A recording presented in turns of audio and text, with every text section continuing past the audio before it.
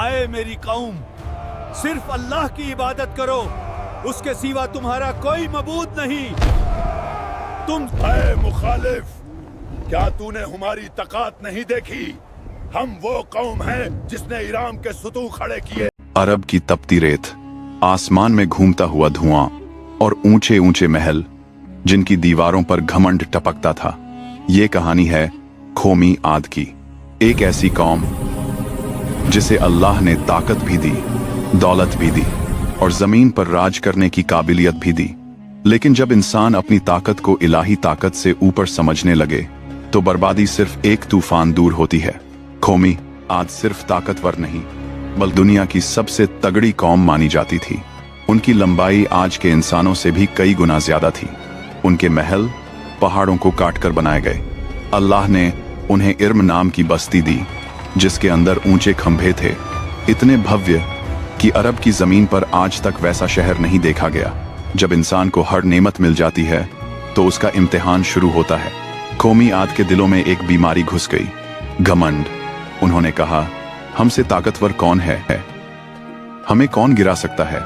उनका घमंड इतना बढ़ गया कि उन्होंने अल्लाह के नबी हजरत हुद अलैहिस्सलाम की हर बात को मजाक बना दिया।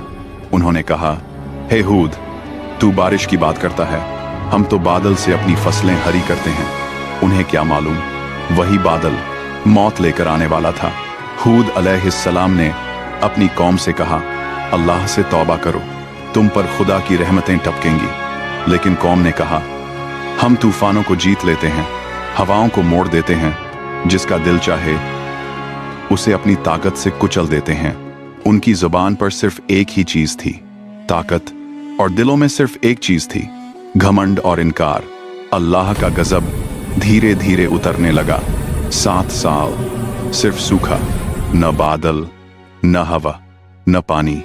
एक दिन कौमी आद ने दूर से एक स्याह बादल आता हुआ देखा। वे खुशी से चिल्लाए, देखो, बारिश आ रही है। लेकिन हुद अलैहिस्सलाम ने कहा, यह बादल नहीं, खुदा का कहर है। फिर एक हवा आई जो ऐसी थी कि पत्थरों को चाकू की तरह काटती चली गई। खोमी आद के मजबूत बाजू तूफान के सामने कागज बन गए। एक हवा जो 8 दिन और 7 रातों तक गूंजती रही। उनके महल गिर गए, उनके खंभे टूट गए और उनकी ताकत, जिसका उन्हें नाज था, हवा में ऐसे उड़ गई जैसे रुई के कण। सुबह जब सूरज निकला तो कौमी आद का नाम निशान मिट चुका था। जिन्होंने कहा था, हमसे ताकतवर कौन, उनके अपने जिस्म भी हवा से बच न सके। खोमी आद की कहानी हमें सिखाती है कि अल्लाह की ताकत के आगे किसी इंसान की ताकत कुछ नहीं। नेमतें बढ़ती हैं जब शुक्र हो, बर्बादी आती है जब घमंड हो। अगर यह कहानी तुम्हारे दिल को छू गई हो तो कमेंट में लिखे, लाइक, शेयर और सब्सक्राइब जरूर करें, क्योंकि हर कहानी में एक सबक छुपा होता है और शायद यह सबक किसी दिल को बदल दे।